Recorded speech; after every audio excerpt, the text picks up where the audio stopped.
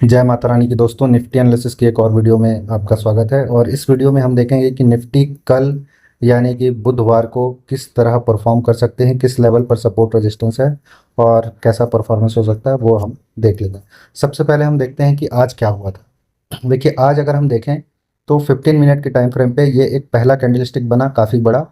And then फिर क्या किया है, इस वाली जो 24,230 के आसपास की लिक्विडिटी थी इस कैंडल ने उठाया और देन फिर यहाँ से प्राइस में एक गिरावट आपको देखने को मिली इस तरह से, और ये एक ट्रेंड लाइन जैसा बन रहा था यहाँ पे, और यहाँ पर 3 बजे के बाद एक डाउनफॉल देखने को मिला है।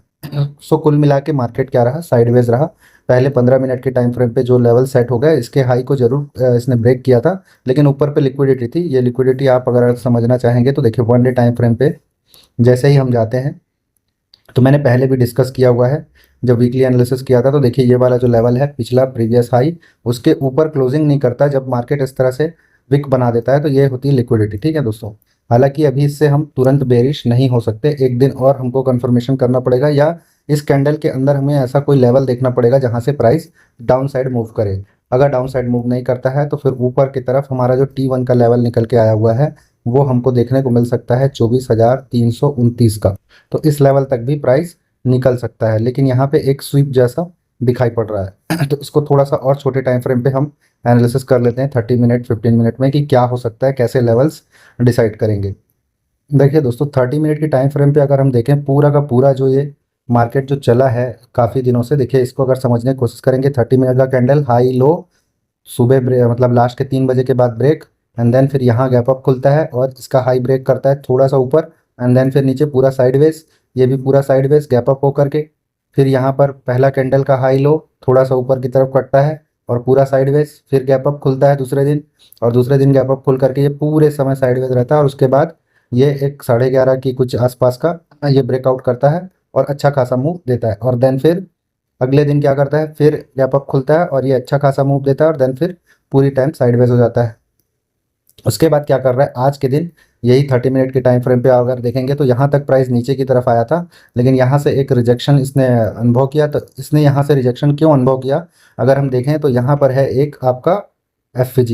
ठीक है, इस एफ को टैप करते ही प्राइस ऊपर की तरफ निकल गया। इसका मतलब क्या होता है दोस्तों, जब भी प्राइस पहले ही एफ से ऊपर की तरफ निकलना और इस तरह का रिजेक्शन आना शुरू हो जाता है, तो आप समझ जाइए कि बाइंग बहुत तगड़े लेवल पर है, नीचे जाना ही नहीं देना चाहते मार्केट को।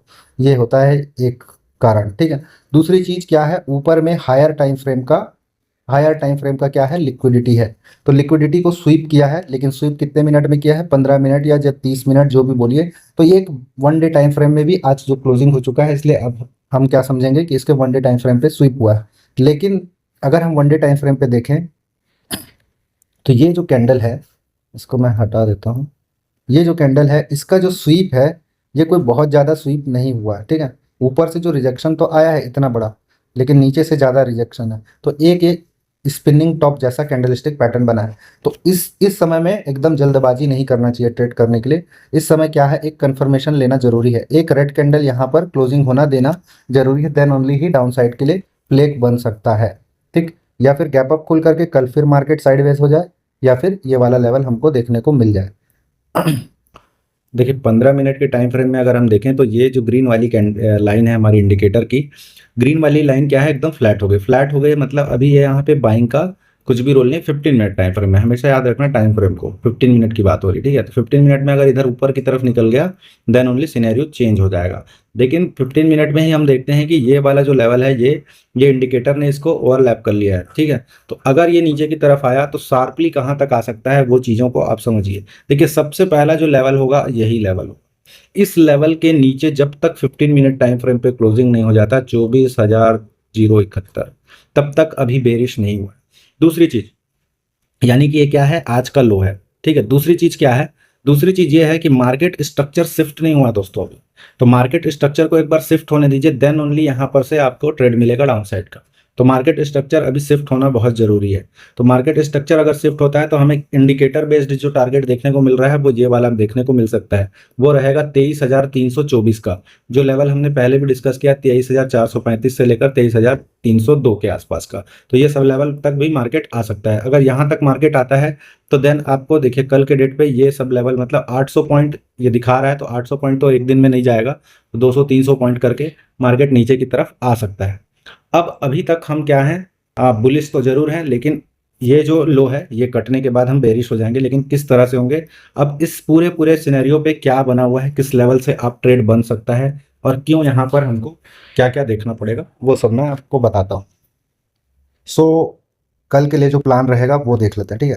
देखिए सबसे पहली बात मैं आपको समझाने की कोशिश कर रहा हूँ, यहाँ पे जो क्लोजिंग है ना ये थोड़ा क्रूशियल लेवल है। इसमें क्या होता है, अक्सर गैप अप ओपन होने के चांसेस रहते हैं, और गैप अप अगर होता है तो हमारा जो कल का जो हाई है, यानी कि ये वाला जो लेवल है, ये वाले लेवल को अगर मैं मार्क, सो ये लेवल निकल के आ रहा है 24,229 से लेके 24,213। तो यहाँ पर एक एडवांस ऑर्डर ब्लॉक है दोस्तों, इसको एडवांस ऑर्डर ब्लॉक बोलते हैं, ऑर्डर ब्लॉक, ठीक है। एडवांस ऑर्डर ब्लॉक, यहाँ पर अगर गैप अप ओपन हो जाता है और यहाँ पर रेड कैंडल्स बनना शुरू होती हैं, तो यहाँ से अगर गिरावट आती तो बहुत शार्प गिरावट आएगी, अगर आती है तो। अगर रिकवर नहीं करता है, अगर यहाँ से रिकवर कर जाता है तो फिर कोई बात ही नहीं है। या फिर क्या हो सकता है, यहाँ से रिकवर करके यहाँ कहीं से आए और यहाँ से फिर पुल बैक हो जाए।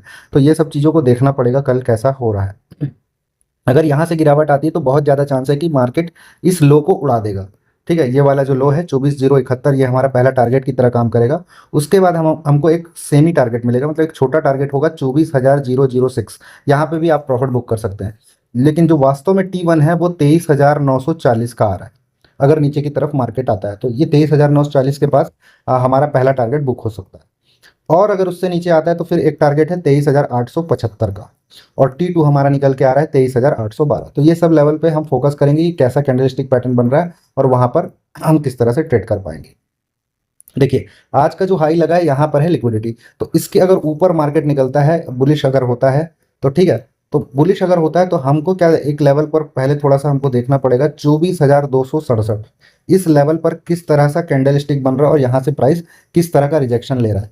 देखिए दोस्तों यहाँ पे क्या होगा ना, आपको थोड़ा सा प्राइस एक्शन पता होना चाहिए। प्राइस इस तरह से चल रहा है, ये एक गिरावट आई, ठीक है, और प्राइस इस तरह से आ रहा है, और देन फिर ये पुल बैक आता है और यहाँ से इस तरह से गिरता है। तो ये वाले जो लेवल है, इस लेवल पर ट्रेड बनता है, ठीक है। कहीं पे भी ट्रेड करने नहीं घुसाना। तो इस तरह का सिनेरियो जब इस लेवल पे बनेगा ना, तब ट्रेड बनेगा, ना कि यहाँ से कुछ भी ऐसा सिनेरियो बना नीचे आया और यहाँ से ऊपर चला गया तो आप ट्रेड बनाने से। तो ये सब चीज़ें देखनी पड़ेगी। अगर ऊपर की तरफ ये लेवल से ऊपर की तरफ जाता है तो देखिए T1 जो लेवल निकल के आ रहा है, एग्जैक्टली ये पॉइंट को बिल्कुल नोट कर लीजिए, 24,329 के आसपास का ये लेवल हमारा T1 हमको कल के डेट में ही देखने को मिल सकता है, अगर ऊपर की तरफ निकला तो। और एक छोटा लेवल है, इसके बाद अगर ऊपर जाता है तो ये लेवल आपका हो जाएगा 24,394 का, 24,394, और उससे भी ऊपर अगर निकलता है तो 24,460।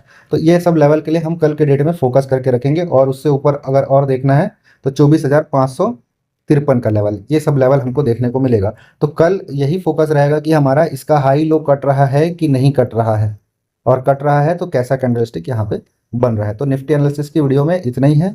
और अगर ग्लोबल सिनेरियो अगर आप देखना है तो अभी वीडियो बनाते तक 12 बजे के आसपास में देखेंगे तो 176 पॉइंट ऊपर है, यानी कि 24,326 के आसपास गिफ्ट निफ्टी ट्रेड कर रहा है। और ग्लोबल अगर इंडेक्सेस देखें तो देखिए यूएस डॉलर तो 85 के अराउंड है, और डाउ जोन्स अच्छा खासा ऊपर है 938 पॉइंट।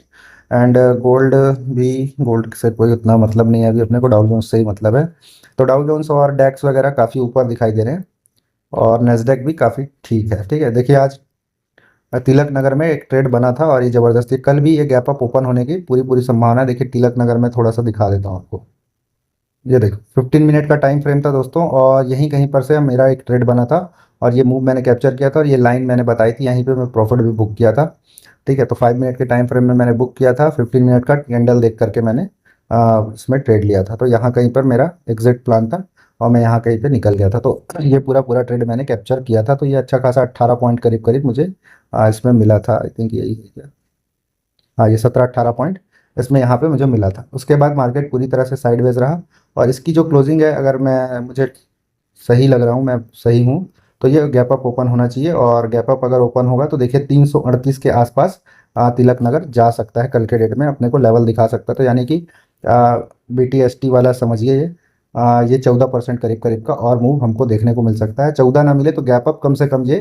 5 से 6% गैप अप हो सकता है दोस्तों, 5 से 6 या 7% भी हो सकता है। अगर यहाँ से मैं लूँ तो ये करीब करीब यहाँ तक का, मतलब 317 320 के आसपास ये हाई लगा सकता है कल के डेट में। तो ये कोई स्टॉक रिकमेंडेशन नहीं है, वैसे भी अभी बता दिया तो कल तो ले ही नहीं सकते क्योंकि मार्केट बंद हो चुका है। सो इस वीडियो में इतना ही है। जय माता रानी।